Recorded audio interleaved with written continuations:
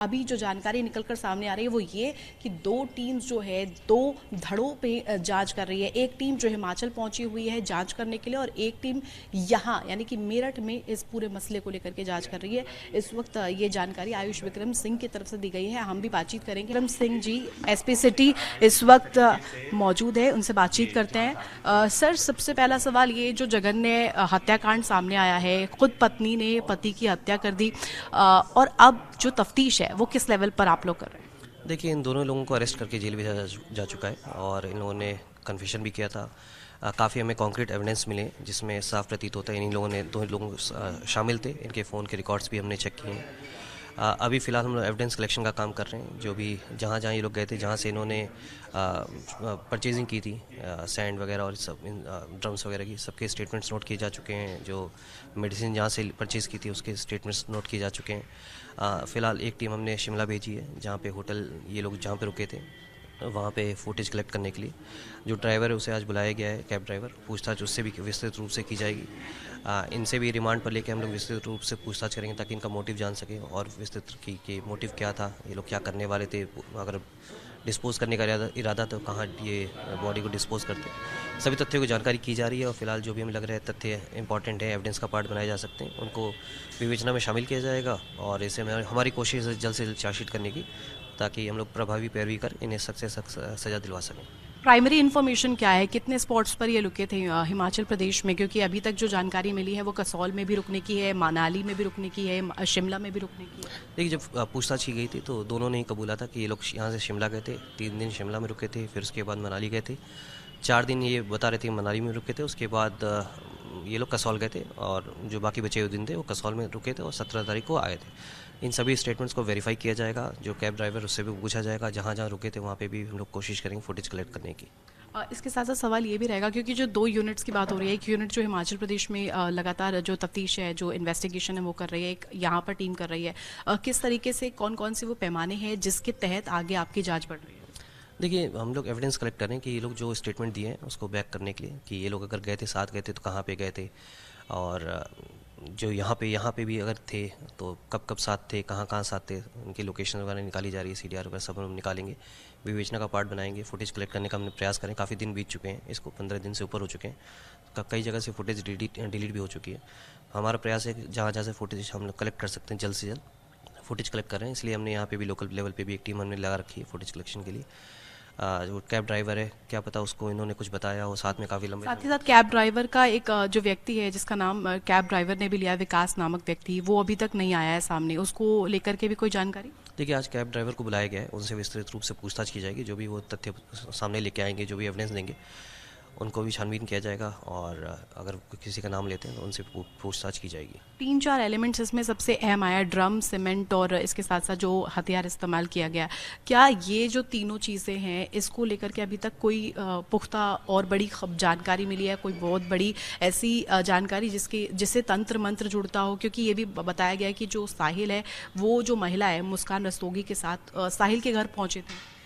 देखिए, अभी तक जो एविडेंस हमें मिले हैं उसके उनसे कहीं तंत्र मंत्र की कोई बात सामने नहीं आई है। ये लोग वेल प्लान मर्डर था और उस मर्डर के तहत इन्होंने जो ड्रम खरीदा, सीमेंट खरीदा बॉडी को डिस्पोज करने के लिए, तो उनसे डायरेक्टली लिंक्ड हुआ है।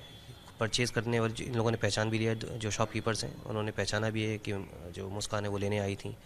डेट भी वेरीफाई किया है उन लोगों ने और हम लोग भी कोशिश ये कर रहे हैं कि जो CCTV फुटेज और जो इनकी लोकेशन वगैरह से इसको बैक कर सके। अभी तक फ़िलहाल कोई ऐसा तंत्र मंत्र की बात नहीं आई है। हाँ, मुस्कान द्वारा भी बताया गया और साहिल द्वारा भी बताया गया कि वो सुपरस्टिशियस थे, भूत प्रेत में और उसमें भरोसा करते थे। कहीं ना कहीं इसका मुस्कान ने भी फ़ायदा उठाया था और फेक ID बना के इनको गुमराह करने के लिए अपने उसमें सोशल मीडिया एक बहुत अहम जरिया हो जाता है। और सोशल मीडिया पर क्या मुस्कान रस्तोगी को लेकर के कोई जानकारी मिली? क्योंकि ये कहा जा रहा है कि सोशल मीडिया का इस्तेमाल लगातार मुस्कान रस्तोगी, जब वो मनाली में भी कर रही थी, शिमला जब वो गई, हिमाचल जब वो गई, वो तमाम चीज़ों को लेकर के जानकारी जो है वो परिवार के साथ साझा कर रही थी। और ये भी कहा गया जो मृतक है सौरभ, उनका भी फ़ोन इस्तेमाल करें। देखिए, मर्डर करने के जैसे मैंने बताया वेल प्लान मर्डर था और इसके बाद ये कत्ल करने के बाद ये सौरभ का फ़ोन अपने साथ लेके गई थी। जब भी सौरभ के फ़ोन पे कोई कॉल आता था तो गुमराह करने के लिए फ़ोन कट करके उनको बोल देती थी कि मैं अभी बिज़ी हूँ, मैं अभी क्लब में हूँ। जैसे 1-2 मैसेज भी सामने आए हैं जिसमें वो अपने सिस्टर को बता रहे हैं कि मैं अभी क्लब में हूँ और मैं बात नहीं कर सकता, प्लस कुछ और मैसेजेस भी हैं जिसमें इनके दोस्तों को बताया गया कि मैं तुमसे बात नहीं करना चाहता। इनका प्लान ये था कि पहले सबको बताना कि मैं बिज़ी हूँ कहीं पे, और जब अगर वापस आने के बाद कोई पूछता है कि सौरभ कहाँ पे है, तो मुस्कान द्वारा बताया गया था कि मैं ये बोल दूंगी कि ये वापस विदेश चले गए, क्योंकि काफ़ी लंबे समय से विदेश में रह रहे थे। तो गुमराह करने का तरीका था, सोशल मीडिया का इस्तेमाल इसने कम्प्लीटली गुमराह करने के लिए किया था, और अपने स्टेटस भी बीच बीच में ये अपडेट कर रही थी, दिखाने के लिए कि सौरभ इनके साथ शिमला में ही मौजूद है। इसके साथ से जो लड़के का जो परिवार है, सौरभ का जो परिवार है, वो बहुत बड़े आरोप लगा रहा है, और सबसे बड़ा सवाल उसके माता पिता को, यानी कि मुस्कान रस्तोगी के माता पिता को लेकर खड़ा कर रहे हैं। स्पेशली जब हमने बातचीत की उनके मदर फादर से, उनके सिस्टर से, तो कहा है कि उन्हें ये लगता है कि जो मुस्कान रस्तोगी है उनके पेरेंट्स भी इन्वॉल्व हो सकते हैं और मदर भी इन्वॉल्व हो सकती है, क्योंकि ऐसा हो नहीं सकता कि जब लगातार कॉन्टैक्ट में है और इसकी भनक तक ना लगे। देखिए, अभी तक जो एविडेंस मिले हैं, मैंने बताया कि 2 ही लोग सम्मिलित हैं इसमें, फ़ोन्स के जो स्टेटमेंट्स हैं, जो इनका प्लानिंग है और जो इनका कन्फेशन भी है आपस में एक दूसरे के, जो बताया इन्होंने पूछताछ में जो बताया, उसमें कहीं से इनका रोल सामने नहीं आया, किसी और का रोल सामने नहीं आया। हालांकि हम लोग अभी भी विवेचना जारी है, हम लोग एविडेंस कलेक्ट कर रहे हैं, लगता है किसी और का रोल इसमें सामने आता है तो डेफिनेटली उसको भी विवेचना का पार्ट बनाया जाएगा, उसके खिलाफ भी सख्त से सख्त कार्रवाई की जाएगी। इसके साथ साथ ये सवाल रहेगा, क्योंकि मनाली से जब ये लोग वापस आए, क्या आपकी जो टीम है उसने जो सामान उनके साथ लेकर के वो लोग वापस लौटे थे, मुस्कान रस्तोगी हो या साहिल हो, उस सामान की तफ्तीश आपने की? क्या क्या उस दौरान उनके बैकपैक्स में रहा होगा, या जब ये ड्रम में लाश मिली थी, पार्ट्स में मिली थी, उस दौरान उस क्षेत्र में क्या कुछ बरामद हुआ था? देखिए, सभी एविडेंस हम कलेक्ट कर रहे हैं, सारी चीज़ों की पूछताछ की जा रही है। अब कैब ड्राइवर को बुलाया गया, पता करेंगे वो क्या क्या लेके सामान गए थे, साथ में थे, घर में भी इनकी तलाशी ली गई है। जो हमें लग रहा है कि एविडेंस का पार्ट बनाया जा सकता है, उन सभी एविडेंसेस को कलेक्ट किया जा रहा है। इनकी जो बेटी है पीहू, जिसका नाम बताया जा रहा है, उसको लेकर के क्या जानकारी? ये कहा जा रहा है कि पीहू ने ही ये बताया था कि पापा ड्रम में है, ऐसा करके। देखिए, अभी तक कोई ऐसा एविडेंस हमें नहीं मिला। जो स्टार्टिंग में भी हमें बताया कि जिस दिन घटना हुई थी उस दिन बच्ची अपनी नानी के यहाँ थी। प्रोबेबली जिस दिन ये मुस्कान वापस आई हैं और जिस दिन बता रही थी तो बच्ची भी पास में थी, उन्होंने सुन लिया हो।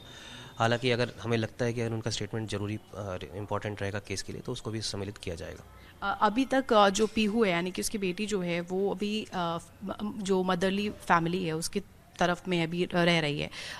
क्या ऐसी कोई जानकारी मदर्स की तरफ, जो मुस्कान रस्तोगी की मदर है उसकी तरफ से कुछ दी गई बच्ची को लेकर के, कि वो किस सिचुएशन में है, कुछ बता रही है?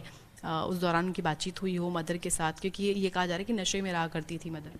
नहीं, देखिए, SHO साहब वो गए थे, इंस्पेक्टर जो हैं जो विवेचना कर रहे हैं, घर पे भी बात करके आए थे, लगातार उनके टच में है, हाल चाल उनसे लिया जा रहा है। अभी तक कोई ऐसी बात प्रकाश में नहीं आई हमारे। लगता है, जैसे मैंने बताया, लगातार टच में, अगर उनके द्वारा बताया जाएगा कि जो बच्ची उसको अगर कुछ जानकारी है, उसको लगता है कुछ है, तो डेफिनेटली उससे में हम लोग बात करेंगे, और लगेगा हमें कुछ विवेचना में शामिल किया जाना चाहिए तो डेफिनेटली विवेचना में भी शामिल। क्या कैब ड्राइवर को लेकर के भी आप लोग हिमाचल की तरफ बढ़ेंगे? क्या होटल्स का अभी तक पता लग पाया है, कहाँ कहाँ ये रुके थे? देखिए, आज बुलाया गया है कैब ड्राइवर को, उनसे पूछताछ की जाएगी, उनसे पता किया जाएगा कहाँ कहाँ रुके थे, और जहाँ भी जो फैक्ट्स सामने आएंगे उसके अनुसार इसमें आवश्यक। एक क्रिस्प जानकारी मैं चाह रही थी आपसे कि क्या कैब ड्राइवर को आप साथ लेके जाएंगे, क्योंकि रिक्रिएशन एक सबसे बड़ा अहम हिस्सा हो जाता है, कि क्योंकि वो सबसे लंबा समय रहा है मुस्कान के साथ, साहिल के साथ, तो वो सबसे ज़्यादा इन्फॉर्मेशन दे सकता है, ऐसा कहा जाता है। देखिए, विवेचना का पार्ट है, इसको डिस्क्लोज नहीं किया जा सकता कि हम कैसे कार्रवाई क्या करेंगे। अभी हमें लगेगा जो भी आवश्यक कार्रवाई होनी चाहिए वो हम लोग किए जाएगी।